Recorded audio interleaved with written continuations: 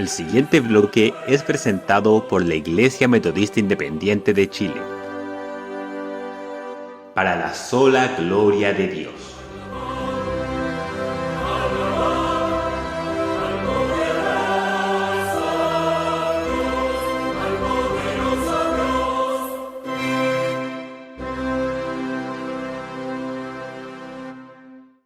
Oh Jehová, cuánto se han multiplicado mis adversarios, muchos son los que se levantan contra mí, muchos son los que dicen de mí, no hay para él salvación en Dios. Mas tú, Jehová, eres escudo alrededor de mí, mi gloria y el que levanta mi cabeza. Con mi voz clamé a Jehová, y él me respondió desde su monte santo Selah. Yo me acosté y dormí, y desperté, porque Jehová me sustentaba. No temeré a 10 millares de gente que pusieren sitio contra mí. Levántate, Jehová, sálvame, Dios mío. Porque tú heriste a todos mis enemigos en la mejilla, los dientes de los perversos quebrantaste.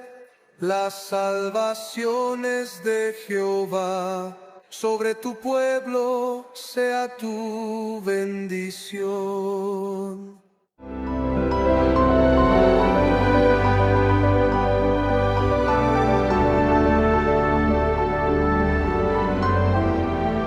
Apreciado oyente, acabamos de oír el Salmo 3, Salmo de David, cuando huía de delante de Absalón, su hijo.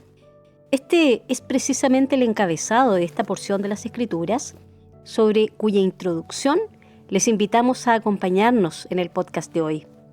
Para quienes han seguido nuestras ediciones de las últimas semanas, estamos compartiendo el estudio del libro de los Salmos desde el Salmo 1 en adelante. Es por eso que el pastor Tony Ochoa recapitula hoy sobre el sentido de los 3 primeros salmos, para luego enfocarse en el origen de este Salmo 3, que se basa en una angustiosa experiencia del rey David, narrada en el segundo libro de Samuel, capítulo 15, que les invitamos a leer con detenimiento. Vamos pues a la reflexión de hoy y los dejamos muy cordialmente invitados a escuchar la segunda parte y final en nuestro próximo programa. Dios le bendiga.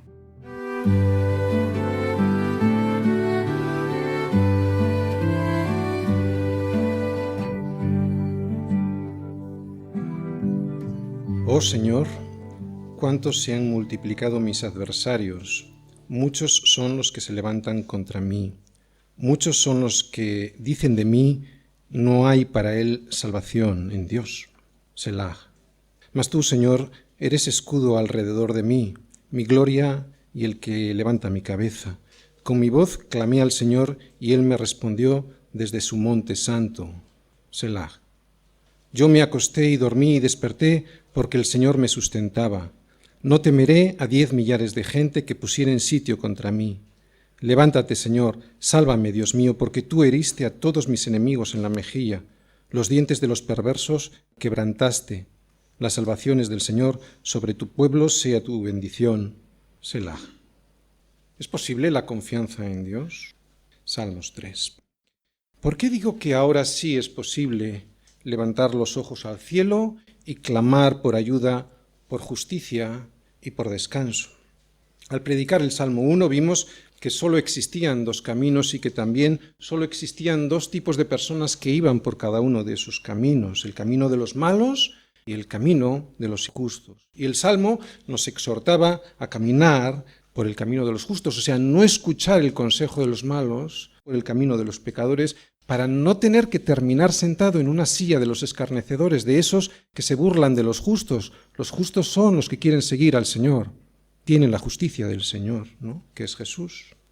También vimos en el Salmo 1 a Jesús, como aquel varón bienaventurado que no anduvo ni en consejo de malos, ni estuvo en camino de pecadores, ni en silla de escarnecedores se sentó jamás, sino que todo el tiempo que estuvo aquí en la tierra se estuvo deleitando en la ley de su Padre, meditando en ella de día y de noche. En definitiva, en el Salmo 1 vimos al hombre perfecto, a Jesucristo, enseñándonos cómo debe ser el camino del varón bienaventurado, del varón que tiene sobre su cabeza la bendición de Dios para que pueda cumplir el propósito que Dios tiene para su vida.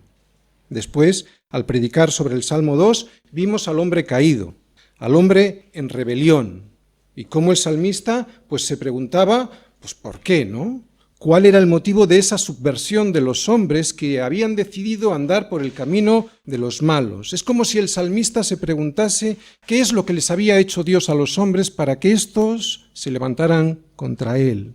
Y al analizar el Salmo vimos que Dios nos desvelaba una cosa en este Salmo 2, que esa decisión no era una decisión inconsciente, sino que esa decisión era una subversión premeditada, voluntaria y permanente. Dios nos decía a través del Salmo 2 que los hombres deciden romper intencionadamente su relación con Él. Decía el Salmo 2, ¿os acordáis? Rompamos sus ligaduras, echemos de nosotros sus cuerdas. Este Salmo 2 nos estuvo hablando del motivo de la rebelión del hombre, pero también nos estuvo hablando del amor de Dios, ¿no?, para que no llegásemos a ese final del plan suicida que nosotros estábamos planeando, un plan que terminará en fracaso, en juicio y en condena. Al comenzar esta serie de predicaciones de los salmos, nos preguntábamos por qué el salterio comenzaría con unos salmos como estos, con un salmo como el Salmo 1 y como el Salmo 2, ¿no? ¿Por qué un libro dedicado a la alabanza, a la adoración, a cantar la grandeza de un Dios todopoderoso y creador de todas las cosas, empezaba con unos salmos como estos, unos salmos que nos dicen que solo existen dos caminos, el camino a la muerte, para aquellos que deciden desobedecer a la palabra de Dios, y el camino que te lleva a la vida para aquellos que la obedecen. Pues ahora lo empezamos a entender. Ahora, después de leer el Salmo 3, podemos entender el por qué. ¿Por qué el salterio comienza con estos dos salmos? Para advertirnos de una cosa, porque ¿de qué nos valdría alabar a Dios? ¿De qué nos valdría orar a Dios? ¿De qué nos valdría cantarle a Él si todo no surge de un corazón que ha decidido obedecerle a Él y a su palabra? Gritar fuerte, clamar fuerte al cielo, pedirle a Dios justicia, consuelo y amparo, como acabamos de leer en este Salmo 3, solo le valdrá a alguien que acepta lo que Dios ya le ha dicho en los Salmos 1 y 2. Si no, es inútil. Por eso el libro de los Salmos comienza como comienza, con dos salmos que nos enseñan que solo hay dos caminos, que uno de esos caminos es el de la rebelión del hombre contra Dios y contra su ungido, contra Jesucristo, y que el otro es el camino de la reconciliación con Dios a través de su ungido de Jesucristo. Ahora sí, ahora ya podemos levantar los ojos al cielo y clamar, como hemos leído, «Oh Señor, cuánto se han multiplicado mis adversarios». Solo cuando reconozco mi rebelión contra Dios y me arrepiento, será cuando Dios estará atento a la voz de mi clamor. Mientras haya rebelión y desobediencia, nunca. Será un ejercicio inútil de rezo religioso. Dios no me estará escuchando. Al corazón contrito y humillado no despreciarás tú, oh Dios, nos dice el Salmo 51. Que Dios pueda escuchar este Salmo 3 de nuestra boca va a depender de que tengamos un corazón correcto delante de Él. Dios da gracia al corazón contrito y humillado delante de Dios. Y Dios rechaza al soberbio y le da gracia al humilde. Y te voy a decir una cosa. Evidentemente la soberbia la ve Dios, pero también se ve muy fácilmente. Dijo Jesús, para juicio he venido yo a este mundo, para que los que no ven, vean, y los que ven, sean cegados. Entonces, alguno de los evangélicos que estaba con él, no dice evangélicos, dice judíos, ¿verdad? Pero es que lo de judíos se nos queda como un poco lejos. Pero es que los evangélicos también somos muy religiosos, ¿no? Así que uno de los evangélicos, para entenderlos, que estaban con él, al oír esto dijeron: ¿acaso nosotros somos también ciegos? Jesús le respondió: si fuerais ciegos, no tendríais pecado, mas ahora, porque decís, ¿vemos?, vuestro pecado permanece. Normalmente hablo en primera persona, o en tercera persona del plural, pero no sé por qué tengo la sensación de que ya la palabra no cala. Así que hoy me vais a perdonar y os voy a pedir permiso, voy a hablar en segunda persona.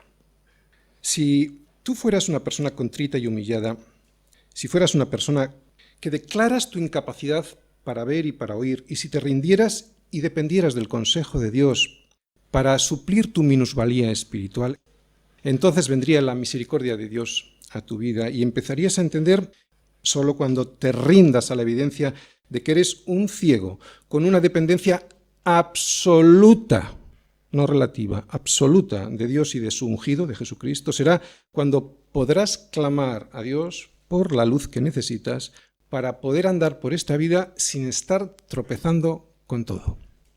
Escucha bien lo que voy a decir ahora. Esa dependencia de Dios y de su palabra se manifiesta no de boca, que también, sino en esta vida se manifiesta añadiéndote a un cuerpo al que sirves y del que dependes. Lo vuelvo a repetir.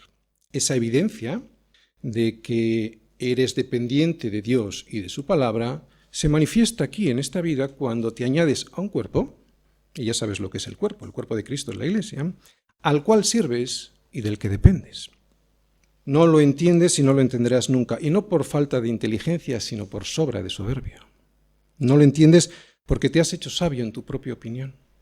Por eso, por cuanto dices veo, por cuanto dices que tienes la capacidad para juzgar a Dios y a su palabra, por cuanto te eriges en juez de lo que te conviene o no de la Escritura, eligiendo aquello que te interesa y desechando lo que no te conviene a tus intereses personales, por cuanto tienes ese corazón perverso y engañoso y no te arrepientes porque tus obras son malas y no quieres que salgan a la luz, es por eso por lo que tu pecado permanece. Y con él las consecuencias que te llevarán al más profundo de los desastres. Mucha gente me dice que no lo entiende. Pues no, no es que no lo entiendas, es que no lo quieres entender.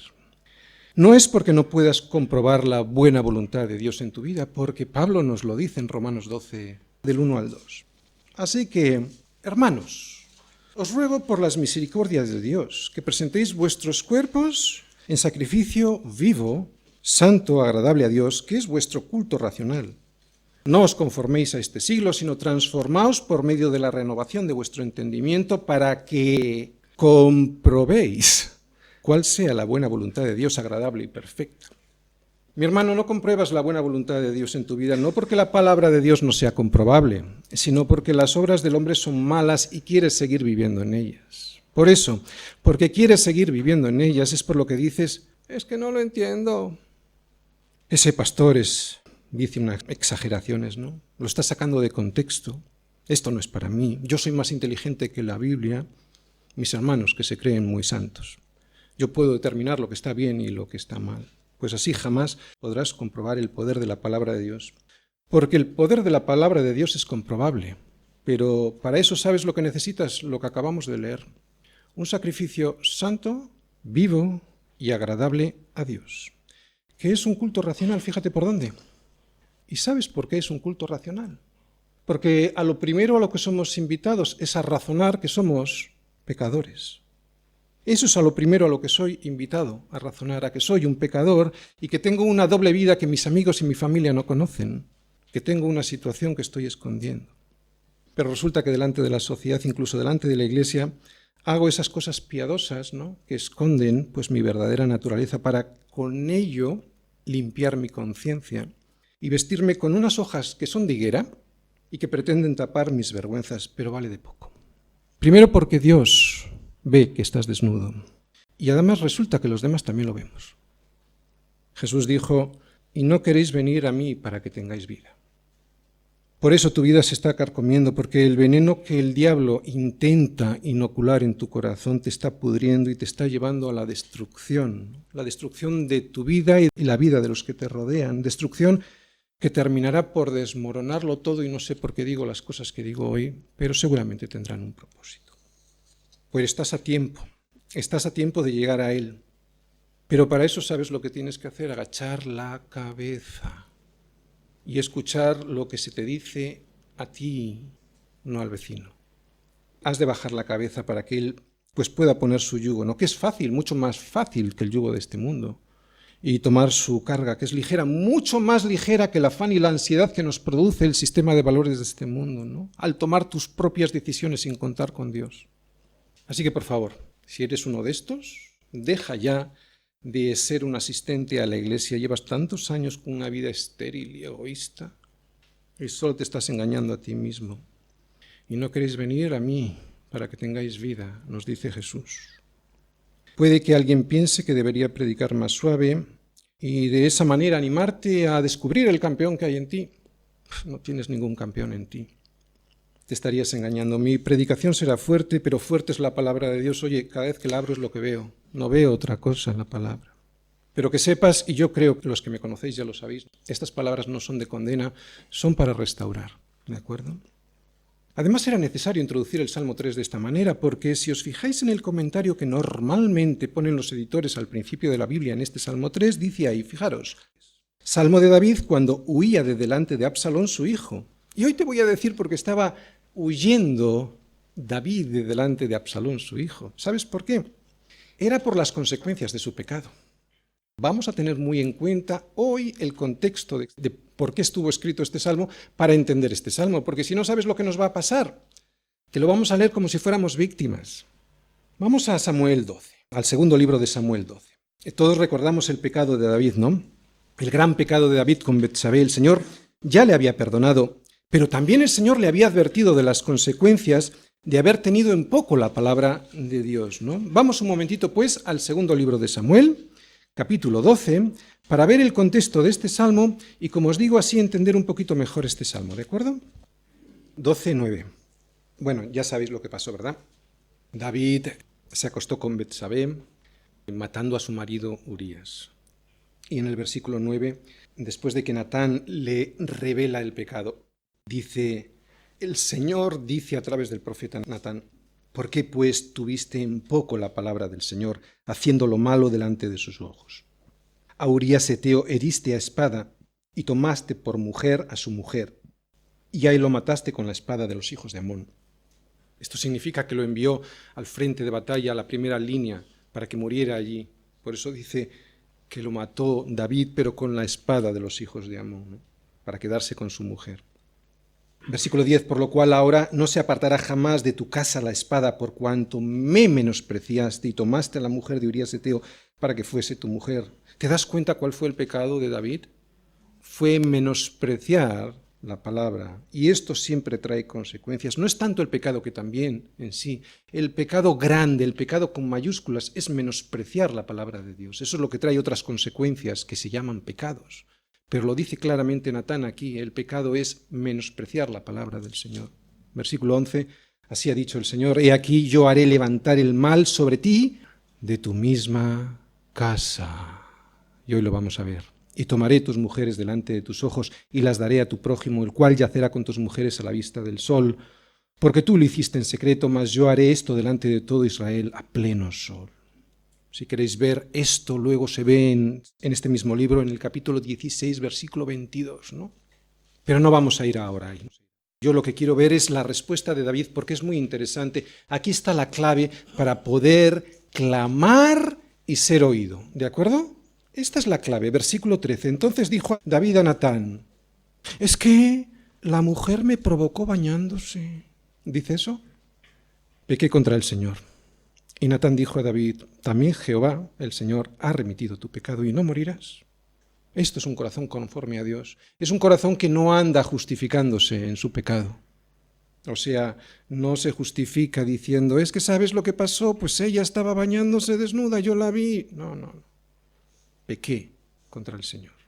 Entonces Natán le dijo a David, también Jehová ha remitido tu pecado, mas por cuanto con este asunto hiciste blasfemar a los enemigos del Señor, el hijo que te ha nacido ciertamente morirá. Bueno, estos solo son los inicios, ¿de acuerdo?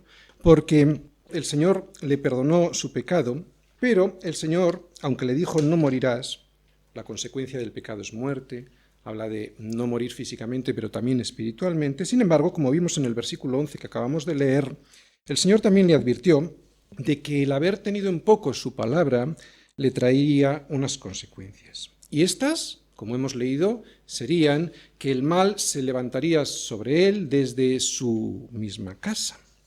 Cuando nosotros nos arrepentimos, nuestros pecados son perdonados, pero tenemos que hacer frente a sus consecuencias. ¿Y cuáles serían esas consecuencias para David? ¿Cuál fue ese mal que se levantaría desde su misma casa según la advertencia del Señor? Pues en ese mal que se levantaría desde su misma casa, ¿sabes?, se verán envueltos 3 de los hijos de David. Si leéis en casa los siguientes capítulos, al capítulo 12, que acabamos de ver, veréis que entre otros personajes aparecen Absalón, Amón y Tamar, 3 de los muchos hijos de David, y los veréis en una serie de trágicos sucesos muy lamentables. Yo os los voy a resumir. Amón violó a su hermana Tamar y de esto se enteró su hermano Absalón. En venganza, Absalón persiguió a su hermano Amón y lo mató. Absalón, después de este suceso, huyó, pero David amaba mucho a Absalón y deseaba verle a pesar de lo que había hecho. Por eso procuró traerle hasta Jerusalén. Pero después de haberle recibido, Absalón empezó a organizar un golpe de estado contra su padre, contra David. Así que empezó a tramar un plan para poner al pueblo en contra del rey David. Desde por la mañana, Absalón se ponía a la puerta de la ciudad, al lado del camino, y básicamente les decía a las personas que pasaban por allí, que iban a ver al rey para pedir justicia, les decía que él resolvería mucho mejor los problemas que como lo hacía David. Vamos a leerlo en el capítulo 15. Fijaros, versículo 2. Y se levantaba Absalón de mañana y se ponía a un lado del camino junto a la puerta, y cualquiera que tenía pleito y venía al rey a juicio, Absalón le llamaba y le decía, ¿de qué ciudad eres? Y él respondía, tu siervo es de una de las tribus de Israel. Entonces Absalón le decía, mira, tus palabras son buenas y justas, mas no tienes quien te oiga de parte del rey. Y decía Absalón, ¿quién me pusiera por juez en la tierra para que viniesen a mí todos los que tienen pleito o negocio, que yo les haría justicia? Y acontecía que cuando alguno se acercaba para inclinarse a él, él extendía la mano y lo tomaba y lo besaba. De esta manera hacía con todos los israelitas que venían a él a juicio, y así robaba Absalón el corazón de los de Israel. Después de 4 años de esta estrategia para conseguir el favor del pueblo de Israel, Absalón se subleva contra su padre, el rey David. Este es el contexto del Salmo 3 que ya hemos leído. Es muy importante tener en cuenta este contexto, porque esta oración del Salmo 3, como cualquier oración, como cualquier súplica de cualquier salmo, es para aquellos pecadores, y todos lo somos, que se han reconocido como tales, o sea, que han reconocido su pecado. Y entonces ya sí pueden dirigirse a Dios pidiendo misericordia y justicia. Y aquí está el problema, ¿no? Que no todos lo reconocen y por lo tanto no todos quieren ser corregidos. Solo es posible dirigirse a Dios y poder ser escuchado por Él con un corazón contrito, con un corazón como el de David, con un corazón humillado delante de Dios, ¿no? Un corazón que es perdonado porque reconoce su pecado, pero al mismo tiempo asume las consecuencias del mismo. Por favor, atiende. No solo hay que pedir perdón y reconocerse pecador, hay que asumir como un hombre y como una mujer las consecuencias del pecado sin echarle la culpa ni a Dios ni a nadie. Si no entendemos este principio, tendremos una vida cristiana llena de frustraciones. ¿Por qué? Pues porque al ser todos pecadores, todos vamos a sufrir las consecuencias de nuestro pecado, ¿no? Y al ser hijos, vamos a sufrir también la disciplina de Dios. Y si no la aceptamos, esa disciplina, y aquí vamos a ver cómo David sí acepta esa disciplina, ¿eh? Si no la aceptamos, vamos a ser como ese niño que siempre está enfadado porque su padre no le da lo que él quiere, sin entender que es por su bien. Como os digo, ha sido necesaria esta introducción al Salmo 3 porque sin esta explicación no entenderíamos muy bien lo que ahora vamos a ir viendo versículo a versículo. He dividido el Salmo en 4 partes de 2 versículos cada una y la he titulado ¿Cómo estoy? Estoy perseguido y presento esa situación de perseguido delante de mi Señor. ¿Cómo soy? Soy una persona confiada en Dios hasta el final. ¿A dónde voy? Voy al reposo de mi Señor, en la fe en Jesucristo me lleva al reposo. ¿Y en dónde me quedo? A vivir en su confianza. Vivo confiado en el Señor, aunque los resultados de esa confianza todavía no los vea.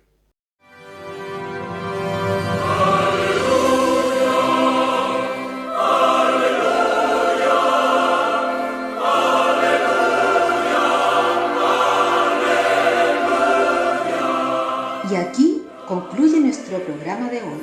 Los dejamos cordialmente invitados a nuestra próxima edición de Palabra Fiel, para ser más edificados, equipados y establecidos en la fe que es en Cristo Jesús, Señor nuestro. El Señor les bendiga.